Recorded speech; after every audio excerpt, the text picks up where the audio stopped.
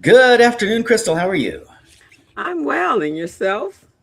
I'm doing great. Doing great. It's a good day to be me. How did you enjoy? Did you celebrate Father's Day with your buds that have children? I did. I Uh, did. I uh, was able to get on the barbecue, and no one died that I know of. okay. So we're good. That was a success. That's good, good, good, good. Yeah. Even We though had I a don't have unique one. children, I really do appreciate what my father did to me and or did for me, and Mm-hmm. uh, and fortunately, he's still kicking around. So it was That's a a good good thing. day. It was a very Good good day. day. Okay, cool, cool, Did cool. you have a good Father's Day? Is your father still Yeah, alive? we actually did a little bit of both. We had Juneteenth on Saturday with the tennis Okay. program, Yeah. and then on Sunday, on Saturday afternoon, my sister had her bridge club, so we actually spent the full weekend getting ready for the bridge club. So we had to set up the backyard, Oh and wow. we had tons of food left over from that particular day. Uh-huh. So and the boys are actually taking their father and his brothers and the cousins are all going on a fishing excursion on next on the end of the month at Oh the great. 30th, I think. So Oh they that's didn't want to go do anything really exotic. So my older nephew, he ordered um ordered Italian food from somewhere in the valley, and it was actually good. What it was great, and we had it at the house. And one brother picked it up, and we just had it right there in the house. We didn't go nothing wrong anywhere. with that. Nothing Yeah, wrong with that. Nothing wrong with yeah, that part was nice because we were a little bit tired. that. Yeah, not bad at all. Well, Yeah. great. Well, that's awesome. I'm so glad you had a great Father's Day. Um, Yes. we have a very interesting topic to talk about today. It's one I'm sure you're familiar with, and that is the match. But a little bit of a twist on the match. And I Mm. have to say, as a person that's in this industry, I have been guilty of some of the things that we're going to talk about. So I'll share those Oh, with you. And okay. uh, as we're in the industry for a while, we get to understand what's going on. And one of the things that I've been talking about with you has have been sort of edgy topics, and one of those is how is it that we treat the match. So we're going to talk about Mm. that just a little bit. But first, I'm going to read your bio because I remembered to get it this Okay. so, hello, everybody. Please help me welcome my friend and colleague, Crystal Mitchell. She is a business coach and consultant. She's the CEO of Mitchell Business Solutions. She's a co director of Recycling Black Dollars, the co host of The Business Zone. That's another weekly online radio show. She's an instructor at Mount San Antonio Community College, a certified network for teaching entrepreneurship instructor, and a QuickBooks Pro Advisor financial strategist. Hey, Crystal, how you doing? Hey, I'm well. Good to see you guys. Hope you all had a wonderful Father's Day as well. Great, great, yeah. Hmm. Okay, well, let's jump right in. This might take us a little bit longer than we normally do, but we want to talk about the match. And the catchphrase that I put down when I was looking at the intro here was does it work for your organization? Most employers that I know of, they don't really ask, does it work for the employees, right? Uh, and so most employers that I know that have matches, and lots of them do, um, they put that match there so that they can help participants reach their retirement goal. And they also put that there so that they can also help themselves reach their goal, which is very fine, very cool. Many employers I know, and I'm sure you're familiar with safe harbor plans. Does that Hmm. sound familiar? Okay. So Hmm. those generally come in two forms in general. The first one is very common. It's 100% of the first 3% that the employee puts in. So the employer matches 100% of the first 3%. and then 50% of the next two. So if an employee um, uh, puts in 5%, the employer puts in 4%. It's a pretty good program. Mm. Yeah, not bad. Mm-mm. Um, the second most common one is that it's 100% of the first 3%. So without the employee ever having to put money in, the employer puts in 100% of the first 3%. And Okay. often, which is great, right? So for those of us that are strapped, getting that match from your employer, or getting that contribution, let's say, from your employer, that's really a good thing when it comes to helping you reach your retirement goal. The problem is that so many employees see the match as an endpoint rather Mm. than as a beginning. Okay. So, right? So you've seen that when you were in your payroll days where people would get the match, right? They Mm-hmm. were entitled to the match, they got the match, and then they stopped. In fact, I've seen a lot of folks come through my office that say, I just want to get the match. They treat the match as an end instead of a beginning, Mm. right? They don't understand the 401k, or they are uh, looking to do so many other things. And I have to admit, I, as even a person that teaches people about how to save for retirement, I've often quoted myself or heard myself saying, at least get the match, Mm. you know, get the match. Okay. So have you ever said that to a new employee? Um.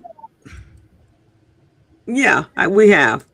And I guess within the organizations that I worked, or the corporations that I worked in, they were actually probably very much concerned about the employees and their benefits. The owners were super rich; they could care less. So Okay. they weren't going to be relying on Medicare. Okay. It really didn't Okay. matter to them or any of that. But they were very much involved in the whole process. Actually, Hmm. yeah. So Great. it was a good thing. We love to hear that. Uh, so many people, um, they make the distinction between the 401k plan and a pension plan in the way that, uh, pension plans were guaranteed, where a 401k plan, the person's got to put the match in there, Hmm. or got to put their money in there, and they've got to understand all these terms. There is freedom in knowledge, right? Yes. And what we don't really understand is that pension plans were not as widespread as everybody thinks they were, right? Mm-mm. Um, so that if you didn't work for a large organization, the chances that you got a pension plan was pretty slim. Or if you worked for a government entity, if you didn't work for a government entity, then the chance that you got a pension plan was pretty slim. So there are lots and lots of folks out there that do not work for large organizations. They don't work for government organizations, and their chance of getting a pension plan is pretty slim. I haven't seen the numbers, but I would say that since the rise of small businesses and the rise of corporate growth, Hmm. there are a lot more people now that have 401k plans or have the access to a 401k plan than actually have the access to a pension plan. So it's there, it's here to stay. And it is an opportunity for people to take responsibility for their own saving. And lots of people think that's kind of tough, because now the person has to be an investment person, as well as a person that understands healthcare, as well as a person that has to get everything else we need to do as an adult, right? Um, and that's tough, but it is here. That is the deal. And I'm sure you're familiar with the safe harbor match. We just talked about. Uh, Yes. I would say that a as a person that's involved in this business, I've really just wanted people to get in the plan, right? And so a way to do that, because we used to look at participation as a success, as a way to count success, as to say, Hmm. if you were an employer and you wanted Hmm. to know if your retirement plan was successful, One metric would be the number of participants, your participation rate. If you could get to 75% participation, that was a good thing. Rarely did I ever talk with an employer that asked the question, how much do my employees need to retire? Right? Mm. Let's gear the meeting to that. How much do you need to retire? That should be the first thing. So if you are 25 years old and you 25, yeah, that was a while ago. If you're 25 years old and you're looking to have X amount of dollars at the end of your working years, what does that look like? That's where we want to start. Most of us, we don't think that because we just want to get people in the plan. It's hard enough to get folks in the plan, and then we've got all these options that they need to choose from. They've still got to make more decisions and more decisions and more decisions. And we do that because we want them to understand what they're doing and why they're doing it and how to do it. And so the reality so that's an interesting noise you've got back there. Yeah, my neighbor is doing something, and I have on headphones, so I didn't think you could actually hear it, but he is welding something back over there. That's actually what he does for a living, I guess. I'm not quite sure, but Oh, he's been at that for the last 2 days. So I'm so sorry. That's why I not at had all. on. Well, I usually wear headphones, but I didn't think you would be able to hear it. But I guess Yeah. it's pretty intense. Sorry about that, everyone. All right. What can you So, do? You got neighbors. mhm. So for the first clip, I want to say that employees often save only enough to get the match. And we can see where that comes from, right? Folks are thinking, Hmm. okay, how much do I need to retire? And then secondarily, they're thinking, uh, how much can I afford? Right? I mean, I've got X amount of dollars. I've got to spread it around a lot of different things. Okay, Hmm. I don't want to leave money on the table. If my employer is going to give me a match, then Right. I want to, get all that's coming to me. And indeed, Jevon said, get what's coming to you, right? Your employer isn't putting that on the table because he likes you. Your employer is putting that on the table because she thinks that you are a worthy employee. And in order to keep you working and happy and healthy, she needs to put some money in the pot. And so that's what she's doing. She's helping you prepare for retirement. The Yeah. employee, of course, is thinking, all right, they're not just taking money out of my paycheck. This person really cares for me, but I got to do something, right? So that is, they put the money in for the match, and that's how that's supposed to work. Okay. Uh, but like I was saying before, rarely does the employee sponsor a meeting with the participants around how much do you need for retirement? Yeah, no, that We just, I would call that circa 1990 when they did that, or actually, better yet, in the 80s they did that. That mhm. not since that I don't remember anything after that early 80s because they cared about their employees. They know they needed them. They were an asset. There you go. There you go. And they still are. They still are. So I'm Yeah. going to say the second clip line is many employees are saving for the match rather than retirement. Make Mm. sense? Yeah, Mm-hmm. clip thing. Okay, onward. So, Okay. you know, we got to say also for the clip, free money is good, retirement readiness is better. Mm-hmm. So even though you may have a match, and I definitely say this to as many people as I can, even if you do have a safe harbor match, you put in five, your employer puts in four, now you're at nine. Most Americans need to save throughout their career Right. between, well, close to 15%, 10 to 15%. Mm. So if you're not starting till you're 40 and you get that employer match, that gets you up to nine, and you should have been saving 10 to 15% at 25, the match isn't going to get you there, Nope. right? No, it's not. That's it. So that's why it's very important to have those discussions of how much am I going to need to retire upon, right? What does that look like? And let's start with that.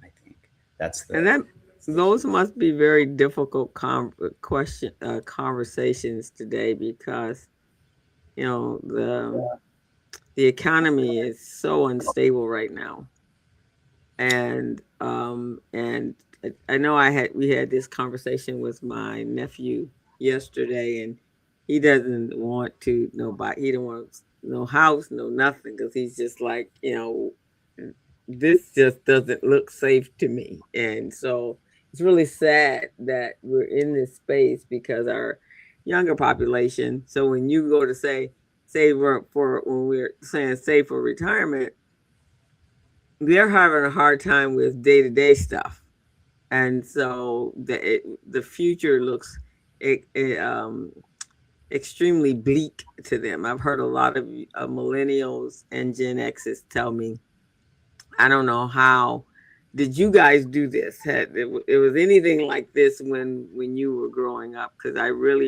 we're really concerned as to how we're going to be able to function like like our parents or our grandparents, which is kind of sad. It is kind of sad. However, I have to say that we've always had that issue. It's always been tougher on younger people, and younger people have never understood that if they saved and scraped like our parents did, and a generation before them. Mm-hmm. Your parents were probably similar to my parents in that they had to save. They weren't able to buy everything they wanted. Life was not easy. Mm-mm. There's a few people in this country who had a silver spoon born in their mouth and they didn't have to worry about it. But the rest of us, we got to work. We got to work. Mm-hmm. We got to save. We got to scrimp, and hopefully we can have enough for retirement. That's the way it's been for a long time. I have a quick little story for you. You know, I used to travel around to universities and talk with people about their retirement plans. And I met this woman who said, I don't even know why I'm here. My boss told me I had to come. And I Mm. said, well, it is voluntary. So, you know, what is the problem? She says, I'm not going to get into the retirement plan. And I said, Mm. well, why not? She said, my mother saved for her retirement from the day that she started working, and she finally retired, and she had a good little chunk of change. And then she got sick, Mm-hmm. and policy limits hit with regard to her insurance. And so she had to come out of her pocket a huge amount. And she said, you know, she said, Mom's going to be okay. She recovered, but Mm-hmm. her amount of savings is dramatically less than what she was looking to have in retirement. And she said, there's no way I can save that much. There's just no way. Not at this time in my life, not with my habits. There's just no way. Not with the money that I make. And I go, Mm-hmm. oh, that's terrible. So I said, well, what are you doing about that? And of course, she said, I'm drinking, I'm partying, I'm smoking, I'm doing everything I can to die on the job. I thought, oh, I don't know Okay. if Well, now. yeah, it gives you an idea of the fatalism. And this was back in the 90s. So it gives you an idea as to how hopeless a lot of people feel, you know, I think, with regard to saving for retirement, saving for a future, and not being able to live now, you know, not being able Yeah. to take care of bills now. So I get it. I get it. However, I will say that uh, a successful retirement is measured by outcomes. We can put that in the clip. A successful retirement is measured by outcomes. So, what should Mm-hmm. you do if you're an employer? How do you make your plan effective for your employees if you're an employer? It's I'm going to answer the question. Okay. I would say the first thing to do is um, set up with your retirement plan advisor those meetings for those folks that are going to take them up on it. Those meetings that start with how much am I going to need to retire? Let's Mm. start there, right? Let's put that elephant on the table. How much do I need to save in order to reach my retirement? And then let's talk about asset allocation, and let's talk about where to put your money, and let's talk about an emergency fund, right? please establish an emergency fund. If your retirement plan advisor is not talking about emergency funds, get that into the picture. That's going to make your life so much easier. And Mm. right, so let's do that. And then the other thing I would say is, if you're an employer, if you don't need the safe harbor plan, because there is a benefit to a safe harbor plan to the employer, but if you Mhm. don't need to do that, then consider rearranging that match. Instead of matching 100% of the first 3%, consider matching 25% of the first 12%. It's not going to Mm. cost you more money, but you're going to have participants at 15% of their pay rather than at 3% of your pay, Mm. or I'm sorry, at 9% of their pay. Um, or maybe if you're going to match 2%, right? How about if Mhm. you match um, 2% or 1% for the first 6% and limit that to 12%, right? So the person's got to put in 12% to get that 2%. So Oh, okay. work with your financial advisor to entice people to save more. And it is kind of strange how we have to do that. How we can't just have a conversation that says, you know what, you need to save for retirement, and people go out and do it. We have to find ways to do what we call stretch the match, and we have to put folks into a position, because I think, and you can let me know what you think.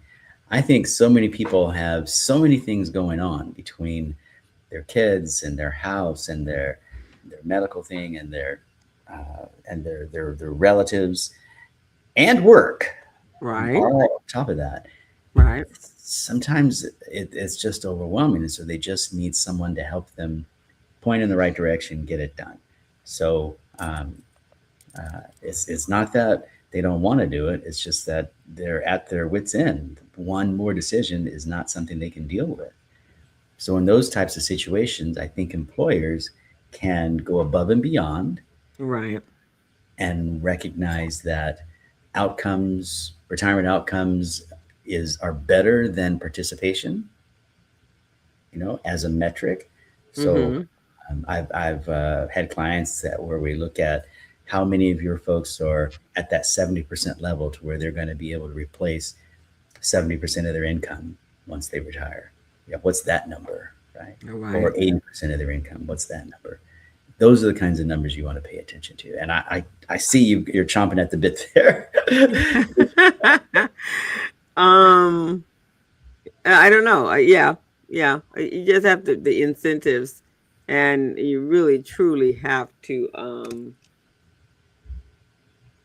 kind of have to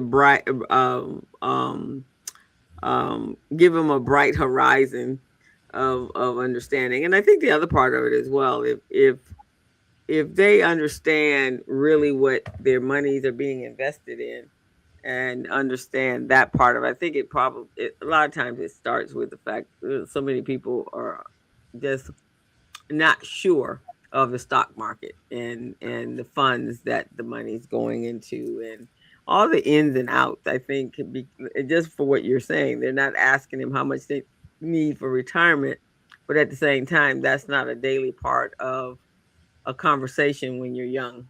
It is when you get 50, but it's not a daily part of a conversation with a young person. You're so right. And I think that we ask employers to do so much with regard to benefits for their employees. Um, uh, you kind of wonder, if you're an employer, why are we holding their hands so much? Why are we giving so much to these employees? Why aren't they taking responsibility themselves? And I think that's a really tough row to hoe, because employees are giving up their time. They are working with you to achieve a goal, and letting them participate a little bit more in that goal is an important thing. If I was Hmm. an employer, I would say that's why I pay them, right? And I definitely understand that point of view as well.